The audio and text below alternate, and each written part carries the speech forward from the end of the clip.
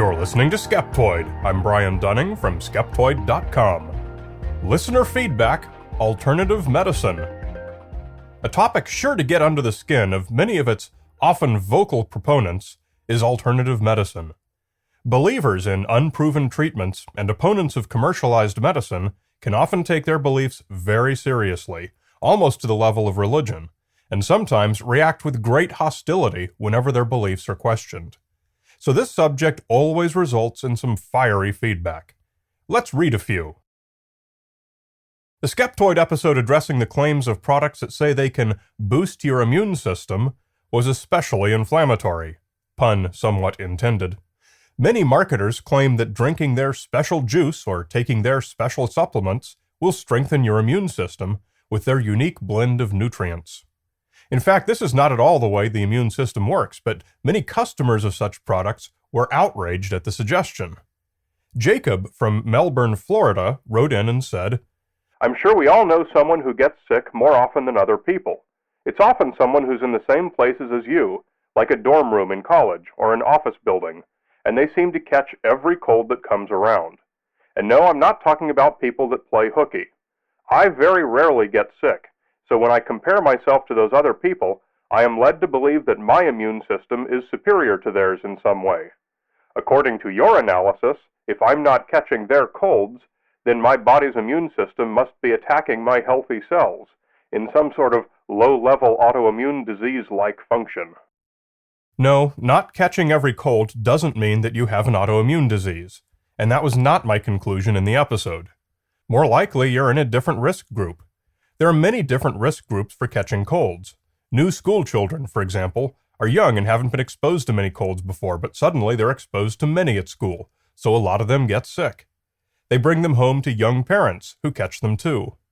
Older parents, school teachers, and experienced family doctors have already been exposed to virtually every cold on the planet and are more likely than non-parents to have the antibodies to any given cold. People who shake a lot of hands in their job are likely to catch a lot of colds, but if they've been doing it for decades, they may have already caught a lot of the colds. Once your adaptive immune system is challenged with a new pathogen, your body retains resistance to that particular pathogen for years, decades, often even for life.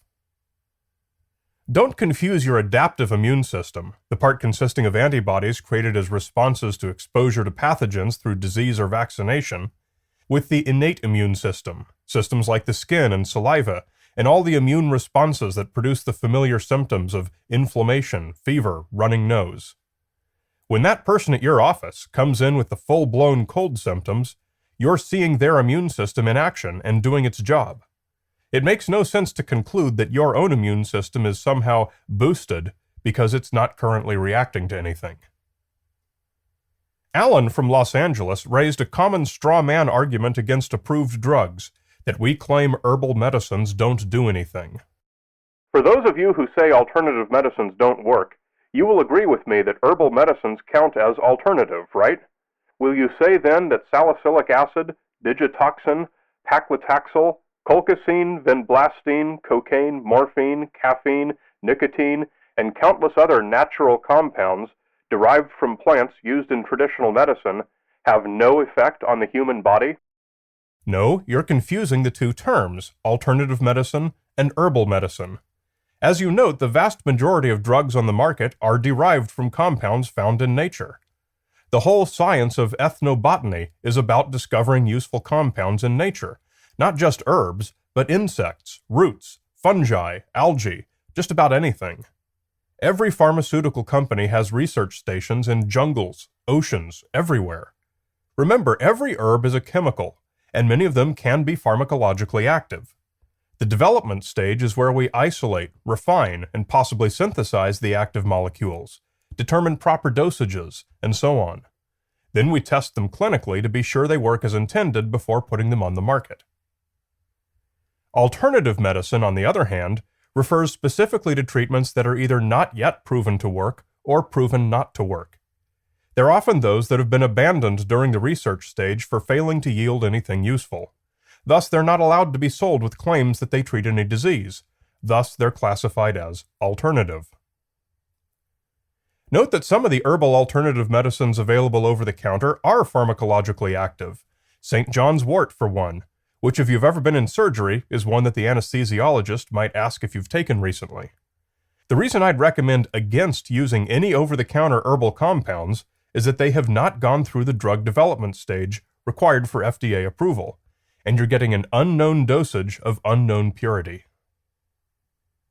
Our episode on magic jewelry assessed the claims made by many marketers of jewelry products that claim to produce healthful effects or improved sports performance, usually with the contention that ions, magnetic fields, vibrations, or some other such nonsense are involved. But one listener, Astrid from San Francisco, made a suggestion that I hadn't heard before, that wearing special therapeutic jewelry is simply a topical application of a mineral supplement. Actually, copper is an essential mineral of the body. The skin absorbs things topically. You can see this realization now in the modern pharmaceutical industry. They now produce many topical medicines. Wearing a bracelet may not be as cracked up as people are inflamed to believe. Also, many different people have many different healing needs. Everyone's body is different. A bracelet may help some people and not others. It depends on the need. No need to get inflamed and freaked out over people who experience healing by less chemical means. Astrid's assertion that taking metallic elements into your body is a less chemical means is difficult to defend, as metals are quite obviously among the most familiar of chemicals. Her main point is that copper jewelry constitutes copper supplementation. There is some truth to this. An adult normally needs 1.5 to 3 milligrams of copper per day to maintain the body's total burden of some 100 to 150 milligrams. And in testing, copper bracelets worn around the wrist have been found to lose about 1.8 milligrams per day. Metallic copper is slightly soluble in human sweat, and the copper has been found to be perfused into the skin. The point to be cognizant of is that nearly all such research has sought to determine whether copper supplementation is an effective treatment for arthritis, and that result has been a resounding no. So really, all that wearing a copper bracelet might be useful for is if you have some highly unusual diet that, for some reason, doesn't provide the same amount of copper as a normal diet, and you're suffering from a deficiency acute enough to justify the expense. The episode on detoxification has continued to produce lots of feedback, even years afterward. The pitch that we all live in a toxic modern environment is compelling to many people and easy to sell. Isabel from Victoria, British Columbia, conflated these alleged environmental toxins with prescription drugs, suggesting that they are equally toxic. Oh my, looks like the Skeptoid is not aware that the second cause of death in America is prescriptions correctly prescribed by their doctors. That is a fact. Total health can only be achieved by natural means, except for emergencies. We are overloaded by toxins, and detoxing on a regular basis can extend one's life significantly. The examples are so stupid to discard the whole industry like that. How lame. It is a fact that most people who die in the United States are under medical care at the time. Cardiovascular diseases as a whole are the leading killer, including heart attacks, strokes, and so on, followed by all the many cancers, followed by respiratory infections, car accidents, etc. Depending on how you group them into categories and break down the categories, you can make just about anything rise to the top of the list. But clearly, a majority of deaths are of people treating chronic illness with medical care. You can say that it's the medical care that killed them, but it's not as true as saying it was the disease that the care was attempting to treat. Contrary to popular belief, medicine is not magic, and we simply can't cure everything despite our best tries. Thus, most people die under medical care. This episode also produced a lot of non-specific anti-pharmaceutical feedback, which is ironic since all the detoxification products I'm aware of are themselves pharmaceuticals, just unapproved and unproven. Nevertheless, the episode prompted Tove from Varberg to repeat one of the most familiar arguments against science-based medicine. I've had a lot of health problems, and I found most doctors didn't bother to even try to find what was causing them. They just wrote a bunch of prescriptions for meds to treat the symptoms. They made my problems worse, always. The idea that medical science treats just symptoms while only alternative practitioners treat the cause of disease is simply wrong. Doctors who have addressed this claim, like Stephen Novella and Harriet Hall, have pointed out numerous times that, with the exception of chronic pain management, there's really not a single example of a medical treatment that does not attempt to treat the cause. Antibiotics are to kill bacterial infections.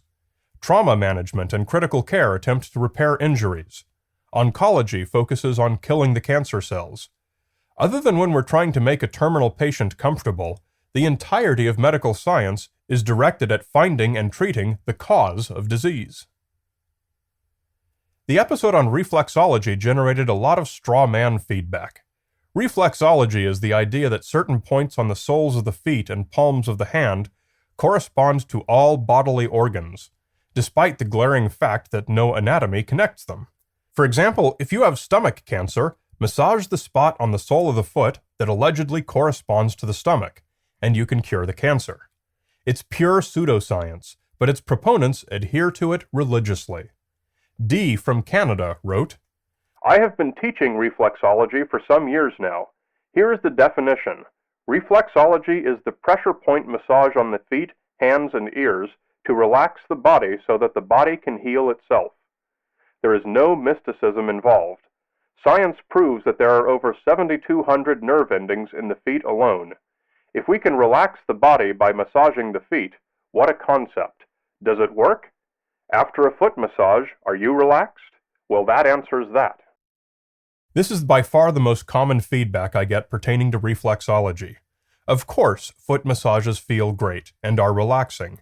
And yes, relaxation does reduce stress, and that can impact general health and well-being. Science doesn't deny that at all. In fact, therapeutic massage is often doctor-recommended. But massage is not reflexology. A reflexologist gives a foot massage, along with all the real benefits it confers, but then makes a further claim that the massage is treating a specific disease or condition in some specific part of the anatomy. If they don't, it's not reflexology, it's massage. I've no doubt that the majority of reflexologists are talented masseuses whose foot massages produce true relaxation and stress reduction. That's what massage therapy is. It's not what reflexology is. The requirements to get a massage therapy license are pretty onerous in most states, usually requiring hundreds or even thousands of hours of work as a trainee. But reflexology is not a board-certified medical profession. Any Joe Blow can legally hang out a shingle and call himself a reflexologist, with no training whatsoever, even though any of the various self-certifying reflexology authorities may not like it. This type of loophole tends to draw people who want to shortcut the system. Probably most reflexologists are honest practitioners with no such desire to game the system, but any reflexologists who claim that it's identical to ordinary massage therapy either don't understand their own profession or are lying.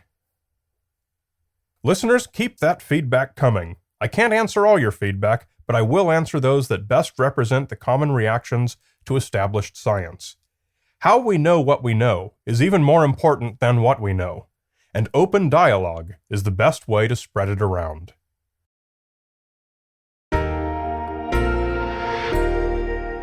You're listening to Skeptoid, a listener-supported program.